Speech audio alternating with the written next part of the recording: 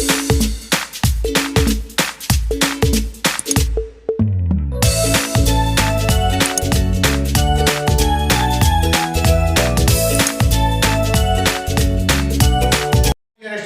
how are you? I hope you all are fine. Now today we will discuss a chapter acid, base and salts. इस chapter को हम लोग 4 point में divide करके discuss करेंगे। First point में हम लोग एसिड के रिगार्डिंग पढ़ेंगे, सेकंड पॉइंट में बेस के, थर्ड पॉइंट में साल्ट के और फोर्थ पॉइंट में प्रिपरेशन एंड प्रॉपर्टीज पढ़ेंगे।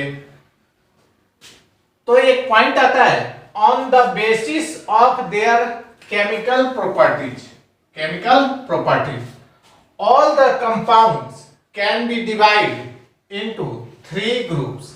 यानी कि केमिकल प्रॉपर्टीज के बेस पे किसी भी कंपाउंड को हम लोग कितने ग्रुप में डिवाइड करते हैं? 3 ग्रुप्स। कौन कौन है? फर्स्ट वाला है acid, second base and third salt. Compound को केमिकल प्रॉपर्टीज के बेस पे 3 पार्ट में डिवाइड किया जाता है, एसिड, बेस, साल्ट। तो सबसे पहले हम लोग एसिड लेकर शुरू करेंगे। एसिड के बारे में ऐसे तो प्रीवियस क्लासों में हमने पढ़ा है कि एसिड क्या होता है। Sour test, red litmus paper को ब्लू कर देता है, ब्लू लिटमस पेपर को रेड कर देता है। ये सब हम लोग प्रीवियस क्लास में पढ़े हैं, लेकिन यहाँ पे कुछ न्यू कॉन्सेप्ट के साथ पढ़ेंगे। यहाँ पे एक अर्हेनियस साइंटिस्ट आएंगे। तो एसिड के बारे में उन्होंने क्या बोला था? अगर किसी कंपाउंड को हम लोग वाटर में डिसॉल्व करेंगे और वो H+ आयन देगा तो उसे हम लोग क्या कहेंगे? एसिड कहेंगे। तो यहाँ पे according to Arrhenius those chemical substances which dissolve in water to produce H+ ion in aqueous solution are called acids। ये एसिड का डेफिनेशन हो गया। फिर से एक बार बता दे रहे हैं, according to Arrhenius those chemical substances which dissolve in water to produce H+ ions in aqueous solution होना चाहिए, वो aqueous solution होना चाहिए, are called acids। एग्जांपल देख ले रहे हैं, HCl, H2SO4, CH2O2 formic acid होता है। अब यहाँ पे एसिड्स के बारे में तो हम लोग जान गए कि जो H+ आयन देगा उसे एसिड बोलेंगे। उसका एग्जांपल भी हम लोगों ने देख लिया। अब एसिड के कुछ टाइप होते हैं। अब वो क्या होते हैं? एक होता है स्ट्रॉन्ग एसिड और second one week acid. Strong acid, weak acid. अब स्ट्रॉन्ग एसिड क्या होता है और वीक एसिड क्या होता है? अगर हम एसिड को वाटर में डिसॉल्व किए और लार्ज अमाउंट में H+ आयन प्रोड्यूस कर रहा है तो उसे क्या बोलेंगे? Strong acid. यानी कि स्ट्रॉन्ग एसिड का अगर हम डिफिनेशन देखेंगे, acids which are completely ionized यानी कि 100% आयनाइज्ड होता है in water to produce a large amount of H+ ion, यानी कि कंप्लीटली आयनाइज्ड होगा और लार्ज अमाउंट में H+ आयन प्रोड्यूस करेगा, आर कॉल्ड स्ट्रॉन्ग एसिड। अब एग्जांपल में हो गया HCl, H2SO4, HNO3। यानी कि अगर हम लोग HCl को वाटर में डिसॉल्व करेंगे, HCl को अगर हम लोग वाटर में डिसॉल्व कर रहे हैं तो ये H+ और Cl- आयन प्रोड्यूस करेगा और ये H+ आयन जो होगा वो क्या होगा? लार्ज अमाउंट में होगा। क्या होगा? लार्ज अमाउंट में होगा, इसलिए इसे स्ट्रॉन्ग एसिड कहते हैं। अब बात आया वीक एसिड का। तो वीक एसिड जस्ट उसका उल्टा हो जाएगा, यानी कि पार्शियली आयनाइज्ड होगा और स्मॉल अमाउंट में क्या देगा? H+ ion. तो acids which partially ionized get ionized in water to produce a small amount of H+ ion, are called weak acid। Example हो गया HCN, hydrogen cyanate, CH3 double bond OH, acetic acid, C6H8O7 citric acid, ये नींबू में पाया जाता है। Lactic acid curd में पाया जाता है। H2CO3 कार्बोनिक एसिड, ये रेन वाटर में पाया जाता है। C4H6O6 टार्टरिक एसिड, ये ग्रेप्स में पाया जाता है, यानी कि सावर सब्सटेंस होता है उसमें पाया जाता है। Sulphurous acid H2SO3। ये सब क्या है, वीक एसिड है। यानी कि अगर HCl को हम वाटर में डिजोल्व करेंगे, कहां डिजोल्व करेंगे, वाटर में डिजोल्व करेंगे, तो ये भी H+Cl- आयन में ब्रेक होगा, लेकिन ये H+ आयन में ब्रेक होगा, ये पार्शियली आयोनाइड होगा और स्मॉल अमाउंट में H+ आयन देगा। अब बात आता है, दो चीज आएगा यहाँ पे, एक आएगा कॉन्सेंट्रेटेड एसिड और दूसरा आएगा डाइल्यूट एसिड। अब कॉन्सेंट्रेटेड एसिड क्या होता है और डाइल्यूट एसिड क्या होता है, तो जिस एसिड में स्मॉल अमाउंट ऑफ वाटर रहेगा उसे कॉन्सेंट्रेटेड एसिड कहते हैं, और जिस एसिड में लार्ज अमाउंट ऑफ वाटर रहेगा उसे डाइल्यूट एसिड कहते हैं। तो concentrated solution, the solution which has less amount of water is called concentrated, यानी कि जिसमें लेस अमाउंट में वाटर रहेगा उसे कॉन्सेंट्रेटेड कहेंगे। एंड यहाँ पे डिफिनेशन डाइल्यूट का लिख दे रहे हैं, dilute solution, the solution which has more amount of water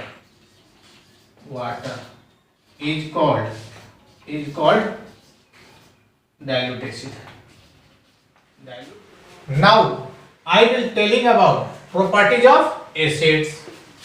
तो first property is acids have sour taste, यानी कि एसिड के पास कैसा टेस्ट होता है, sour test.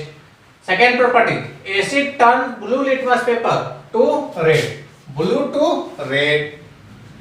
Acid solutions conduct electricity, यानी कि एसिडिक सॉल्यूशन जो होगा इलेक्ट्रिसिटी को कंडक्ट करेगा एक्वस सॉल्यूशन में। Fourth property is acids react with metal to produce hydrogen gas. अब एक एग्जांपल के थ्रू देखेंगे, Zn प्लस H2SO4, Zn क्या है, जिंक यानी कि मेटल है, और H2SO4 एसिड है। जब इसको रिएक्ट कराते हैं मेटल और एसिड को, तो ये salt plus hydrogen gas remove करता है। और ये हाइड्रोजन गैस का पता कैसे चलता है, हम लोग यहाँ पे जैसे एक स्टेन हो गया, अगर यहाँ पे हम लोग रिएक्शन करा रहे हैं, रिएक्शन के थ्रू देखेंगे, यहाँ पे ये H2SO4 एसिड इसमें भरा हुआ है, H2SO4, इसमें कुछ जिंक का टुकड़ा डाल देते हैं, Zn क्रिस्टल डाल देते हैं। अब ये रिएक्शन के थ्रू यहाँ से एक ट्यूब जो होता है, इसको ट्यूब को ले जाके और सोप सॉल्यूशन में इसको चेक करते हैं, क्या वो गैस निकल रहा है, ये सोप सॉल्यूशन हो गया, ये सोप सॉल्यूशन। अब यहाँ जब रिएक्शन होगा तो क्या कौन सा गैस निकलेगा, एक गैस निकलेगा जो हाइड्रोजन गैस है। अब ये हाइड्रोजन गैस कैसे पता चलेगा, यहाँ से ये ट्यूब के द्वारा पास करेगा और यहाँ से कुछ बुलबुले निकलेंगे। अब बुलबुले के सामने अगर हम लोग बर्निंग कैंडल को ले जा रहे हैं, बर्निंग कैंडल को ले जाएंगे, तो ये एक पॉप साउंड के साथ जलना शुरू करता है, यानी कि फट फट फट फट की आवाज के साथ ये जलना शुरू कर देता है। और ये फट फट के आवाज के साथ जलता है, यानी कि पॉप साउंड के साथ जलता है, और ये प्रॉपर्टी किसका होता है, हाइड्रोजन गैस का। इस तरह से हमें पता चलता है कि ये रिएक्शन के बाद जो गैस रिमूव हो रहा है वो कौन सा गैस है, हाइड्रोजन गैस है। यानी कि जब भी कोई गैस पॉप साउंड के साथ जलना शुरू हो जाए तो कौन सा गैस होता है, हाइड्रोजन गैस होता है। अब फोर्थ प्रॉपर्टीज के बाद हम लोग आते हैं फाइव प्रॉपर्टीज पे। Property number 5, metal oxides react with acid to form salt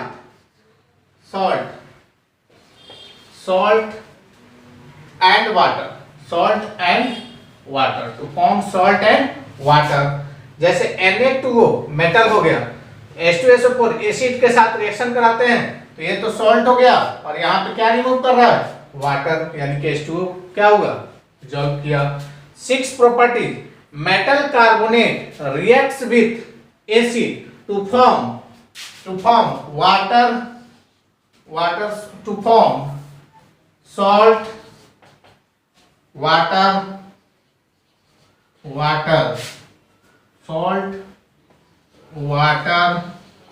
and carbon dioxide gas. जैसे एक एग्जांपल के थ्रू हम लोग देख रहे हैं कि अगर Na2CO3 को यानी कि मेटल कार्बोनेट को अगर एसिड से रिएक्शन कराएंगे तो ये सॉल्ट हो गया, ये क्या हो गया सॉल्ट, ये वाटर हो गया और ये कार्बन डाइऑक्साइड गैस हो गया, कार्बन डाइऑक्साइड गैस हो गया।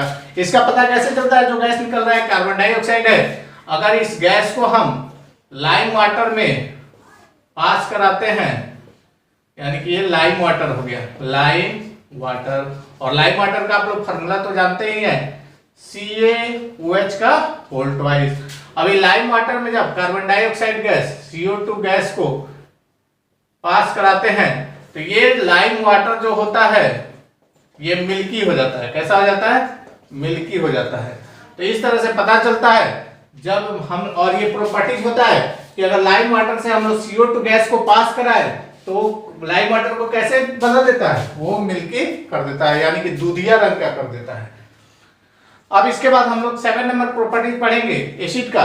Metal hydrogen carbonate react with acid, metal hydrogen carbonate react with acid to form salt, water and carbon dioxide gas. जैसे मेटल कार्बोनेट रिएक्ट करता है साल्ट, वाटर और carbon dioxide gas देता है, वैसा ही मेटल हाइड्रोजन कार्बोनेट भी react करके क्या देता है? Salt, water and carbon dioxide gas. ये सब इक्वेशन आप लोग को याद रखने होंगे। जैसे एग्जांपल में NaHCO3 मेटल हाइड्रोजन कार्बोनेट यानी कि सोडियम हाइड्रोजन कार्बोनेट जब HCl एसिड से हाइड्रोक्लोरिक एसिड से रिएक्ट कर रहा है तो NaCl salt plus CO2 gas यानी कि CO2 gas plus water remove कर रहा है। अब ये कुछ पॉइंट है जो एक बार एग्जाम में पूछ भी चुका है। When carbon dioxide gas passes through lime water CaOH का whole twice, then lime water turns milky due to formation of white PPT। यानी कि ये क्या होता है, जब CO2 गैस को हम लोग लाइम वाटर से पास कराते हैं तो व्हाइट PPT बनता है और वो किसको, उसको क्या कर देता है? मिल्की कर देता है। CO3 का व्हाइट PPT बन जाता है और वो क्या करता है? मिल्की कर देता है। लेकिन एक और क्वेश्चन बोर्ड में पूछ चुका है कि अगर एक्सेस अमाउंट में CO2 गैस को हम लोग पास करते रहे, यानी कि यहाँ पे CO2 गैस जो दिया जा रहा है ये एक्सेस अमाउंट में दिया जाए, कैसे? एक्सेस अमाउंट में, तो ये क्या होता है? मिल्कनेस को फिर डिसअपीयर कर देता है, यानी कि जो ये व्हाइट PPT CaCO3 फॉर्म किया था तो वो फिर से क्या हो जाता है? डिजॉल्व हो जाता है और ये मिल्कनेस फिर से गायब हो जाता है। तो वही पॉइंट है, if excess of CO2 gas is passed through lime water then the white PPT formed first is dissolved। क्या हो जाएगा?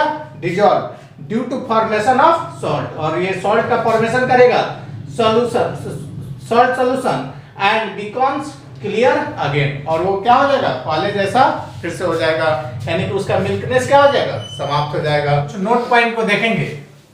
फर्स्ट नोट पॉइंट है, if someone is suffering from the problem of acidity after overeating, then we can suggest him to take NaHCO3 baking soda. यानी कि अगर कोई ज्यादा खाने से एसिडिटी महसूस कर रहा है तो उसको हम घर में क्या उपाय बताएंगे कि बेकिंग सोडा का घोल बना के पी लीजिए, क्योंकि बेकिंग सोडा जो होता है बेसिक नेचर का होता है और पेट में क्या हुआ है? एसिडिटी हुआ है, तो एसिड और बेस का रिएक्शन होगा तो क्या हो जाएगा? न्यूट्रल हो जाएगा।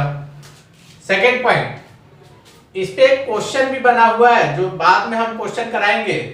एक shell is made of calcium carbonate यानी कि CaCO3, यानी कि एक सेल किससे बना होता है? अंडा के ऊपर का जो छिलका होता है वो CaCO3 का लेयर से बना होता है। Third point, acids react with base to form salts and water. Acid और बेस रिएक्ट करता है तो क्या बनाता है? साल्ट और वाटर, और ये रिएक्शन जो होता है न्यूट्रलाइजेशन रिएक्शन कहलाता है, यानी कि acid plus base, salt plus water. ध्यान से देखिएगा, ये सब पॉइंट पे क्वेश्चन बनते हैं। ये प्रॉपर्टीज भी हो सकता है, जो एसिड का पीछे हम लोगों ने प्रॉपर्टीज पढ़ा, ये सब भी एसिड का प्रॉपर्टीज होता है। तो प्रॉपर्टीज में अगर जिसे मन करे इसको भी लिखने के लिए तो वो लोग भी इसको डाल सकते हैं। Fourth point, acids have corrosive nature, यानी कि एसिड का नेचर होता है कोरोसिव नेचर होता है, यानी कि कहीं भी अगर किसी के हाथ पर अगर एसिड गिर जाता है तो क्या करता है, उसके सारे पानी को निकाल देता है और वहां पे जला जैसा दिखना शुरू हो जाता है, यानी कि कोरोसिव नेचर का होता है। Fifth point, acid are never stored in metal container, यानी कि एसिड को हम लोग मेटल कंटेनर्स में नहीं रख सकते हैं, because they gradually eaten up the whole metal containers, यानी कि वो क्या करता है, मेटल कंटेनर को गलाना शुरू कर देता है और धीरे धीरे मेटल कंटेनर स्प्लिट होना शुरू हो जाता है। Six point, the acid present in plants, यानी कि जो एसिड प्लांट्स में पाया जाता है and animals are called organic acid. जैसे प्लांट्स में, नींबू में, लेमन में क्या होता है, साइट्रिक एसिड होता है। जो मिल्क से हम लोग कर्ड बनाते हैं तो उसमें क्या होता है, लैक्टिक एसिड होता है। तो ये सब क्या होता है, ऑर्गेनिक एसिड बोला जाता है, organic acid. 7 point, the acid prepared from the minerals, यानी जो अर्थ क्रस्ट से निकाला जाता है, of the earth are called mineral acid, यानी कि जो मिनरल से बनाया जाता है उसे कौन सा एसिड कहते हैं, मिनरल एसिड। इसको इनऑर्गेनिक एसिड के नाम से भी जाना जाता है। तो ये सब पॉइंट जो है एसिड से रिलेटेड है, इसको हमने नोट पॉइंट में रखा हुआ है। ये प्रॉपर्टीज ऑफ एसिड भी हो सकता है। 8 point, concentrated minerals acid are very dangerous. हमने बताया ही कि एसिड का नेचर कैसा होता है, कोरोसिव नेचर होता है। और ये कॉन्सेंट्रेटेड मिनरल्स एसिड, हमने कॉन्सेंट्रेटेड का डिफिनेशन पीछे बता चुके हैं कि कॉन्सेंट्रेटेड एसिड होता है उसमें क्या होता है, लेस अमाउंट ऑफ वाटर होता है, यानी कि एसिडिक नेचर ज्यादा होगा और ज्यादा होगा तो कोरोसिव नेचर का होगा और वो डेंजर होगा। 9th पॉइंट है, the aqueous solution of glucose and alcohol do not show acidic character. अब ये क्वेश्चन भी बनता है कि एक्वस सॉल्यूशन ऑफ ग्लूकोज और अल्कोहल होता है वो इलेक्ट्रिसिटी कंडक्ट नहीं करता है, why, because there H plus ion do not separated, यानी कि ग्लूकोज का जैसे फार्मूला होता है C6H12O6, यहाँ पे तो हाइड्रोजन दिखता है, लेकिन ये जब एक्वस सॉल्यूशन में जाता है, पानी में डिसॉल्व होता है, तो ये अपना हाइड्रोजन आयन को सेपरेट नहीं करता है, इसीलिए ये एसिडिक नेचर को नहीं शो करता है। 10 पॉइंट है, glucose and alcohol solution do not conduct electricity, यानी कि इलेक्ट्रिसिटी कंडक्ट नहीं करेगा। अब हम लोग जानते हैं कि इलेक्ट्रिसिटी कंडक्ट करने का 2 रीजन होता है। अगर मेटल है तो उसमें इलेक्ट्रॉन के पास करने से इलेक्ट्रिसिटी प्रोड्यूस होता है, अगर इलेक्ट्रोलाइट है तो उसमें आयंस के कारण इलेक्ट्रिसिटी प्रोड्यूस होता है। तो यहाँ पे ग्लूकोज और अल्कोहल का सॉल्यूशन है वो अपने आयंस को अपने से सेपरेट नहीं करता है, और जब सेपरेट ही नहीं करेगा, आयन प्रोड्यूस ही नहीं करेगा, तो इलेक्ट्रिसिटी प्रोड्यूस होगा नहीं होगा, due to absence of ions, यानी कि इसका रीजन क्या हो जाएगा, एब्सेंस ऑफ आयंस। 11 पॉइंट देखेंगे हम लोग, इसमें बोला distilled water doesn't conduct electricity, यानी कि डिस्टिल्ड वाटर का अर्थ होता है जिसका पीएच वैल्यू क्या हो, एग्जैक्ट 7 हो। अब पीएच स्केल आगे पढ़ना है तो उसमें बताएंगे कि पीएच स्केल होता क्या है, लेकिन अभी जान लीजिए डिस्टिल्ड वाटर यानी कि प्योर वाटर इलेक्ट्रिसिटी को कंडक्ट नहीं करता है। क्यों नहीं करता है, क्योंकि उसमें किसी भी प्रकार का आयनिक कंपाउंड नहीं रहता है। इट डज नॉट, बिकॉज क्या है कारण, it does not contain any ionic compound like acid base and salt in it, अपने में वो किसी प्रकार का एसिड बेस साल्ट को इन्वॉल्व नहीं रखता है। 12 पॉइंट है, the dilution of concentrated acid should always be done by adding concentrated acid to water. ये बहुत इंपॉर्टेंट पॉइंट है, अगर आप लोग कोई एक्सपेरिमेंट कर रहे हैं आगे चल के तो इस बात को ध्यान रखिएगा कि कॉन्सेंट्रेटेड एसिड को हम लोग वाटर में डालते हैं, वाटर को कॉन्सेंट्रेटेड एसिड में नहीं डालेंगे।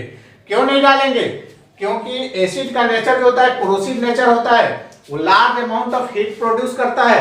अगर हम लोग वाटर में एसिड को डालेंगे तो वो धीरे धीरे क्या करता है, उस हीट को रिड्यूस करने लगता है, यानी कि वाटर का अमाउंट ज्यादा रहता है और एसिड का अमाउंट कम रहता है। लेकिन वहीं अगर हम लोग गलती से भी एसिड में वाटर को डिजॉल्व कर दे रहे हैं तो वहां पे जो वाटर मॉलिक्यूल्स होगा वो हीट स्टीम में चेंज हो जाएगा, large amount of heat produce होगा, कंटेनर ब्लास्ट कर सकता है, इवन वो स्टीम अगर हमारे शरीर पे पड़ा तो हमें नुकसान भी पहुंचा सकता है। अब रीजन देख लीजिए, वही रीजन जो हमने अभी बताया, if water is added to concentrated acid to dilution it then a large amount of heat evolve at once, एक बार में बहुत ज्यादा हीट इवॉल्व होगा, and this heat change some water to steam, और यह हीट जो है कुछ वाटर मॉलिक्यूल्स को किसमें चेंज कर देगा, स्टीम में। यूजेज ऑफ एसिड्स, अब हम लोग एसिड के यूज के बारे में पढ़ेंगे। तो एसिड में sulphuric acid is used in manufacture of fertilisers, paints, plastic, detergent, synthetic fibres, batteries, यानी कि सल्फ्यूरिक एसिड को हम लोग इंडस्ट्री में इतने प्रोसेस में यूज कर सकते हैं। सेकेंड यूज है HNO3 is used in manufacture of fertilisers, यानी कि फर्टिलाइजर्स बनाने में यूज कर सकते हैं। एक्सप्लोसिव TNT, TNT का फुल फॉर्म होता है ट्राई नाइट्रोटोल्यूइन, ट्राई नाइट्रोटोल्यूइन होता है, TNT का फुल फॉर्म होता है। थर्ड पॉइंट, थर्ड यूज में HCl के बारे में पढ़ेंगे। HCl is used in removing oxides impurities from steel object, यानी कि HCl का यूज स्टील ऑब्जेक्ट से हम लोग क्या इम्प्योरिटीज को निकालने में करते हैं। फोर्थ यूज है HCl का ही है, HCl is used in our stomach to kill germs, यानी कि HCl का यूज हमारे स्टोमक में भी होता है जर्म्स को मारने में। अब हम कुछ क्वेश्चन देखेंगे एसिड से रिलेटेड। एक क्वेश्चन है, ध्यान से देखेंगे क्वेश्चन को। Metal compound react with dilute HCl, the gas evolve, stop burning candle. यहाँ पे क्वेश्चन का मेन थीम यही है, stop burning candle, right balance chemical equation for this reaction if in this reaction one of product is CaCl2।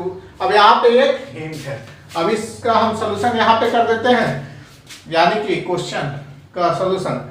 इसमें बोल रहा है कि वो क्या कर रहा है, कैंडल को चलते हुए कैंडल को क्या कर रहा है, वो बुझा दे रहा है, यानी कि बुझाने वाला गैस तो CO2 ही है, तो ये CO2 निकल रहा है।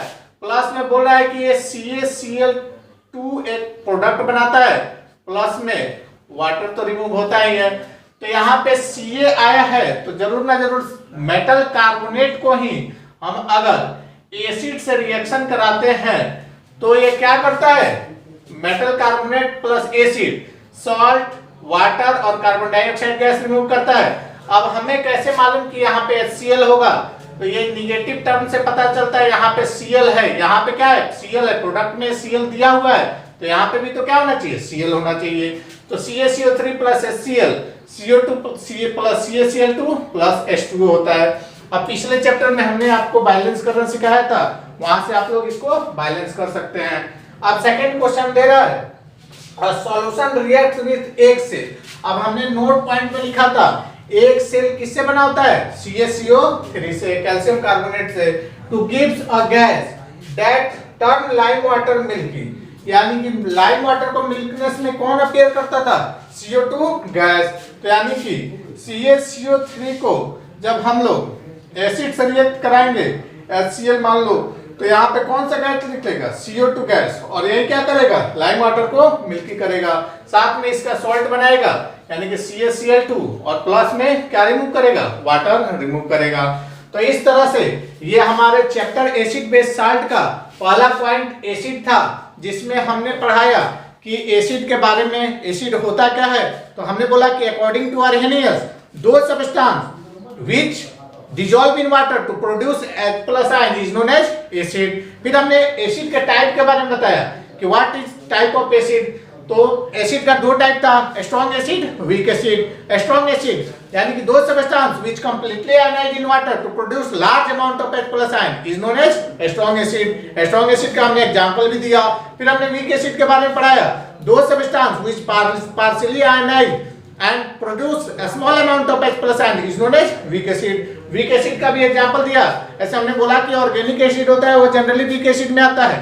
उसके बाद टाइप पढ़ाने के बाद हमने प्रॉपर्टीज ऑफ एसिड पढ़ाया। प्रॉपर्टीज ऑफ एसिड में हमने बहुत सारा नोट पॉइंट भी लिखवाया था। हमने बोला कि नोट पॉइंट भी प्रॉपर्टीज में एसिड के आ सकता है। फिर लास्ट में हम लोग यूजेज ऑफ एसिड के बारे में पढ़े, फिर ये क्वेश्चन कराए। इस तरह से पहला पॉइंट हमारा समाप्त होता है।